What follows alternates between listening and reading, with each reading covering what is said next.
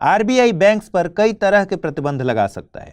कुछ सामान्य प्रकार के प्रतिबंध जो आरबीआई बैंक्स पर लगा सकता है उनमें सबसे पहले शामिल हैं लेंडिंग रेस्ट्रिक्शंस। आरबीआई किसी भी बैंक के नया लोन देने की क्षमता पर सीमा लगा सकता है, खासतौर पर यदि किसी बैंक की कैपिटल एडिक्वेसी विनियमन जरूरत से कम हो।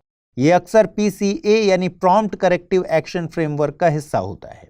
इनमें दूसरा है ब्रांच एक्सपेंशन रेस्ट्रिक्शंस। यदि कोई बैंक वित्तीय मुसीबतों और प्रशासन से जुड़े मुद्दों का सामना कर रहा है तो आरबीआई नई शाखाएं और एटीएम खोलने पर प्रतिबंध लगा सकता है। तीसरा है डिविडेंड पे आउट रेस्ट्रिक्शंस, यानी आरबीआई किसी बैंक द्वारा अपने शेयर होल्डर्स को दिए जाने वाले डिविडेंड्स के अमाउंट को सीमित कर सकता है। आरबीआई बैंक पर प्रतिबंध के तौर पर प्रबंधन के बदलावों पर रोक लगा देता है।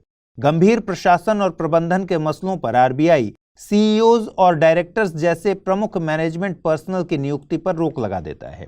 साथ ही आरबीआई कैपिटल रेज करने पर भी प्रतिबंध लगा सकता है। आरबीआई बैंक्स की एसेट क्वालिटी और रिस्क एक्सपोजर चेक करने के लिए एसेट क्वालिटी रिव्यू AQR कर सकता है। साथ ही आरबीआई किसी बैंक के विदेशी निवेश करने या विदेश से निवेश हासिल करने की क्षमता को भी लिमिट कर सकता है, अगर उसे लगता है कि ऐसी गतिविधियां बैंक के वित्तीय स्वास्थ्य के लिए रिस्क पैदा कर सकती हैं।